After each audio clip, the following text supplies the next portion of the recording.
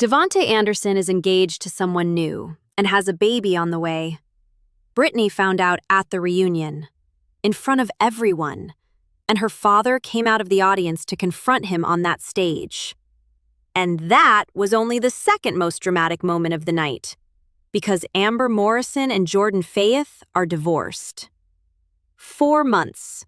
That is how long their marriage lasted. Jordan never even moved in with her. He was driving to see her after work, making her dinner, then driving back at 5 in the morning to be back in Columbus. And when the Lachey's pressed him on why the marriage collapsed, Jordan dropped allegations about Amber's behavior that nobody in that reunion room or on the internet was fully prepared to hear. And then Amber walked off the stage. This was the Love is Blind Season 10 reunion, and it was the most raw, the most honest, and the most genuinely uncomfortable episode this franchise has ever produced. We are going through every single moment right now in the order it happened. All the confirmed details, all the receipts, nothing skipped. If you are still processing, you are in exactly the right place. And if you are new here, subscribe and hit the bell because we are breaking down this entire season, and there is still more to unpack. Now let us get all the way into it. Quick reset before we dive in. The Love is Blind Season 10 reunion dropped on Netflix on March 11th, 2026. Nick and Vanessa Lachey hosted. The full Ohio Pod Squad was present, and the audience was stacked with alumni from previous seasons. Multiple past cast members were there watching in real time as this season's couples unpacked everything that happened after the cameras stopped rolling. And one of the first things that happened when the episode opened is something that set the tone for everything that followed. Nick and Vanessa took a moment to celebrate the Love is Blind couples in the audience who are still together. Tiffany and Brett, Zach and Bliss, Chelsea and Kwame, Amy and Johnny, Daniel and Taylor, Garrett and Taylor, and Cameron, who was there representing one of the show's most beloved couples, while Lauren stayed home with their newborn son. Cameron said Lauren gave him the thing he wanted most in the world, his son, and that it was just another level of love. That moment was the before picture, the proof that this show can work. And then the Season 10 couples walked in, and everything changed. Let us start with the storyline that the reunion went to immediately.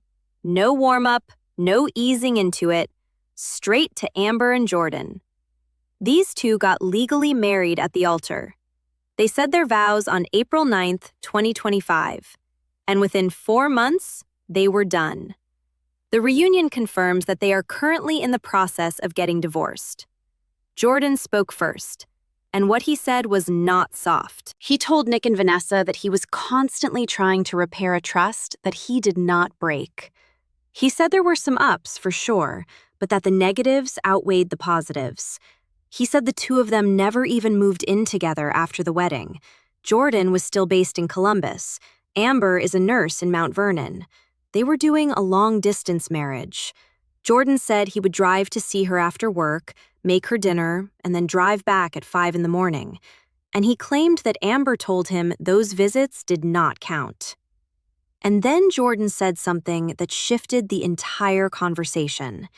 He claimed that 1 month after the wedding, he invited Amber to a friend's wedding, and that Amber had too much to drink, fell asleep at the table, and then accused Jordan of something on the drive home that he had to handle carefully in a public setting. He also said that there were multiple incidents involving her drinking that made him uncomfortable. He said he had to take her car keys on one occasion because he was concerned about her driving. He said she would scream at him and not show up for things. And he said these incidents created an environment that he could not sustain. This is where the reunion stopped being a typical Love is Blind conversation and became something genuinely different. Because Jordan's account of why this marriage ended was not about incompatibility or logistics or different life goals. It was specific. It was detailed. And it put allegations on the table that Amber had not heard addressed publicly before that moment. Amber's response was to confirm that she did not think Jordan was ready for the relationship. She said it was hard to trust him when they were only seeing each other on weekends. She said Jordan also accused her of only visiting him twice in Columbus during the entire marriage. And then she said something that cut through everything else in that conversation. She said Jordan did not say goodbye to Emma when he left.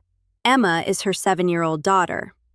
The child who met Jordan, who watched her mother get married, and who then experienced a man walking out of their lives without a proper goodbye. And when Amber said those words, when she said, "Do you know how hurt she was about that?" she could not stay in her seat. She got up, she walked off the stage. She did come back. The other women in the cast went to her in the back. They gave her a pep talk, and she returned and finished the episode. But that moment, that specific detail about Emma not getting a goodbye, is the emotional center of everything that happened between Amber and Jordan. And it is the thing the internet is still talking about today. By the end of their segment, Amber said she thinks Jordan is a good guy. But she also took a direct shot at Chris Fusco while saying it, which was simultaneously savage and on brand. Jordan said he wants nothing but the best for Amber, and then said he is already seeing someone new, describing her as sweet, patient, and caring. The shortest marriage in Love is Blind U.S. history, 4 months, and the most dramatic reunion moment in 10 seasons. Both belong to the same couple. Now, let us talk about the other storyline that had the audience on their feet. DeVonta Anderson. DeVonta and Brittany never made it to the altar. DeVonta had doubts throughout the process that he admitted at the reunion he should have been more upfront about. He and Brittany also sparred over a trip DeVonta took to Austin with other cast members after telling Brittany it was for work.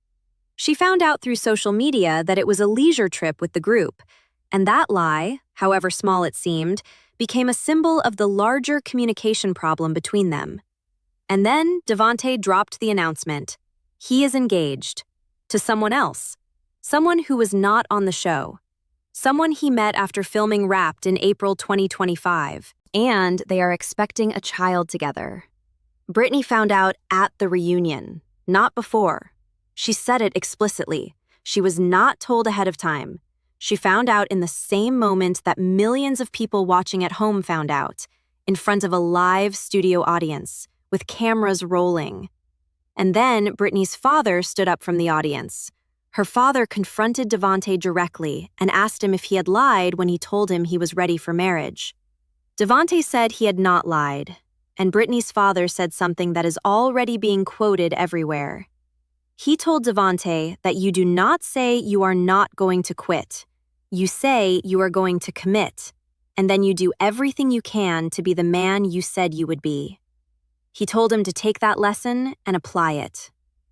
A father standing up in a live reunion audience to confront the man who broke a promise to his daughter on national television, and doing it with that much composure and that much precision. That is the most underrated moment of the entire reunion. Brittany is currently single. Let us talk about Chris and Jessica, because this segment was a reunion version of something the internet has been waiting for since the Pilates clip went viral in February. Chris spent most of his reunion time owning up to his behavior. Nick pushed him on the CrossFit and Pilates comment. Chris said he prioritized physical chemistry over emotional chemistry and should have gone about things differently. He apologized to Connor and Bree for how he conducted himself at the cast mixer. He apologized to Jessica for the Pilates comment, and Jessica, for her part, said she thought Chris had deep insecurities. She was not cruel. She was not vindictive. She was composed and specific and accurate. And one critic described Chris's apology as not one authentic word coming out of his mouth the entire segment. Because he came with 3 lines and kept repeating them and only seemed to be trying to save face rather than actually reckon with anything. But here is the update that matters. Jessica is now dating Haramol Gill, another Columbus doctor. Someone who was a contestant in the experiment this season, but received almost no screen time. They have been dating since October 2025. She walked into that reunion in what the internet immediately called a revenge dress situation, and walked out in a new relationship with someone who is an actual physician and also apparently had no interest in whether she does Pilates. Let us go through the other couples quickly because every single one of them had an update worth knowing. Bree McNeese and Connor Spees are still together. They are currently living next door to each other in Columbus. Not married yet, not officially in the same house yet, but together on their own timeline, figuring it out in real life without cameras and without a production schedule telling them what comes next. The reunion confirmed they are a couple. Vanessa noted there were no medium uglies at this reunion, which was Bree's line from the season, and it got a big laugh. Mike Gibney and Emma Betzinger had one of the more quietly revealing reunion conversations. Mike disclosed at the reunion that he and Emma had actually discussed both saying no at the altar a few days before Decision Day and continuing their relationship outside of the show structure. He said he was blindsided when she said yes. He said in the moment he could not wholeheartedly say yes himself. Emma said she felt trust and love for Mike and felt like her yes was a declaration about the kids' issue, their fundamental disagreement. She said she thought saying yes in front of both families meant she was committing to figuring out the kids' question together. That detail changes the entire altar moment. Mike and Emma were not on the same page about what yes even meant, and neither of them fully clarified it before they stood up there. Emma is currently single. Mike brought his girlfriend of 7 months to the reunion filming. Ashley Carpenter and Alex Henderson had their moment too. Alex showed up with an attitude, according to multiple recaps, and rather than fully owning his behavior toward Ashley, he tried to frame the situation as both of them being equally at fault. He was rude, not just to Ashley, but to Vanessa Lachey during his segment. He rolled his eyes during other cast members' moments, and Ashley said she was sorry she did not call out Chris at the pod mixer the way Amber did, which was a very specific and very deliberate compliment directed at Amber in the middle of her own segment. And Vic and Christine walked through the reunion like two people who had absolutely nothing to defend and every reason to smile. Vanessa called their relationship one of the most pure in the show's entire history. They are still together. They are now living together in Columbus, and they are the one moment in this entire reunion that felt like an exhale. Hot take, and this one is about Jordan specifically. Jordan's account of why this marriage ended put very serious allegations on the table in a public setting.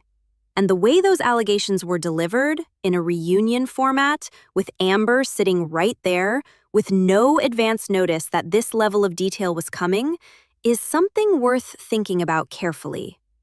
Because here is what we actually know with certainty. Jordan never moved in with Amber.